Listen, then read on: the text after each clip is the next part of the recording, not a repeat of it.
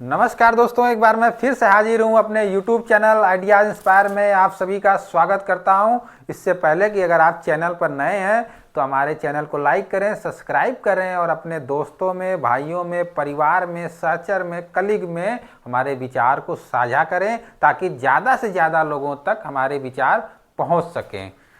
आज मैं एक नए टॉपिक पर आपसे बात करना चाहता हूँ। एक कहानी के माध्यम से छोटा सा स्टोरी है जो मैं आप सबके बीच में साझा कर रहा हूँ। एक बिजनेसमैन जो है एक गांव में जाता है और जाते जब वो अपना सफ़र जारी रखता है तो जाते जाते वो एक ऐसे पड़ाव पर पहुंचता है जहां सामने उसको नदी दिखती है और नदी के उस पार गांव रहता है। अब वो अगर बाई रोड जाता है या किसी और रास्ते से जाता है तो उसको करीब 8-10 घंटे लगेगा, और अगर वो नदी के थ्रू नाव के थ्रू अगर जाता है तो 1 घंटे में वो नदी के उस पार जाके वो जो है जिस काम के लिए जा रहा है वो कर सकता था। तो उसने जो चयन किया वो ये किया कि मैं नाव के थ्रू ही जो है उस पार जाऊंगा और जो मैं बिजनेस के लिए जो ज़मीन देखने आया हूँ वो मैं देखूंगा, उसके बाद मैं अपना वापस हो जाऊंगा। तो वो उसने क्या किया कि वो जो नदी में जो नाविक था उसके पास जाता है और बोलता है कि भाई मुझे उस पार आप पार करा दो, जाना है। तो वो बिजनेसमैन जो उस नाव में बैठता है और सफ़र जारी करता है। जैसे तो वो बिजनेसमैन नाव में बैठता है और सफ़र जारी रखता है। कुछ दूर चलते चलते वो बिजनेसमैन बातें करता है कि मैं इस गांव में जो है वाटर प्लांट बैठाऊंगा। तो बिजनेसमैन बोलते क्या तुम जानते हो इसके बारे में?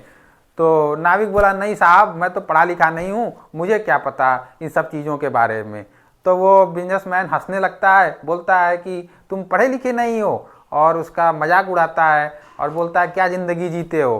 तो वो जो नाविक था उसको दुख होता है लेकिन वो अपने भाव को प्रकट नहीं होने देता है।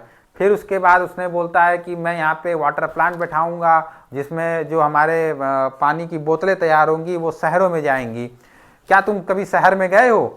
तो नाविक बोलता है नहीं साहब, मैं तो कभी शहर में गया ही नहीं हूँ, मैं तो इसी गांव में रह गया हूँ। तो फिर हंसने लगता है, उसका मजाक उड़ाता है। बिजनेसमैन बोलता है क्या ज़िंदगी जीते हो।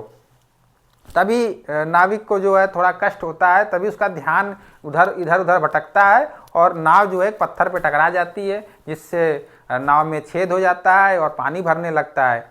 तो नाविक सोचता है कि नाविक तो तमाम वो समझ जाता है कि मेरे तमाम प्रयासों के बावजूद भी मैं नाव को बचा नहीं पाऊंगा।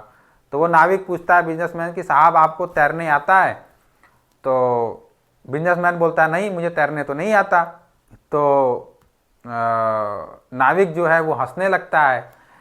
तो जब नाविक हंसने लगता है तो उस बिजनेसमैन को अपने गलती का एहसास होता है और वो हाथ जोड़कर बोलता है कि नाविक कि भैया मुझे बचा लो। तो वो नाविक जो है बोलता है कि साहब आप चिंता न करें, मुझे तैरने के अलावा मुझे बचाने भी आता है। आप मुझे कस के पकड़े रहिए, आपको कुछ नहीं होगा। और ठीक वैसा ही होता है और नाविक जो है सुरक्षित जो है बिजनेसमैन को उस पार पहुंचाता है। इस कहानी से यही सारांश निकलता है कि कभी भी किसी को भी छोटा नहीं समझना चाहिए, न कभी किसी के काम को छोटा समझना चाहिए। हर एक काम का सम्मान करना चाहिए क्योंकि ये आपको भी नहीं पता किसकी ज़रूरत कब आपको पड़ सकती है। धन्यवाद।